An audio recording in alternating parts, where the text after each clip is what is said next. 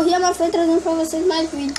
E desta vez eu tô trazendo pro canal como se multiplicar itens. Então vamos começar.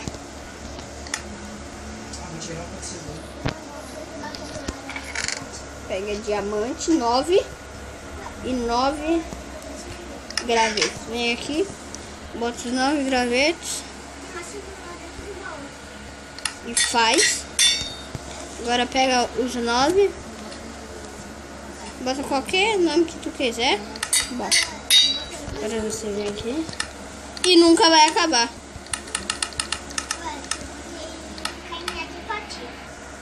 Então é isso, pessoal. Se você gostou, deixa o seu like, compartilha nos comentários e se inscreve no canal. Até a próxima, pessoal. Tchau!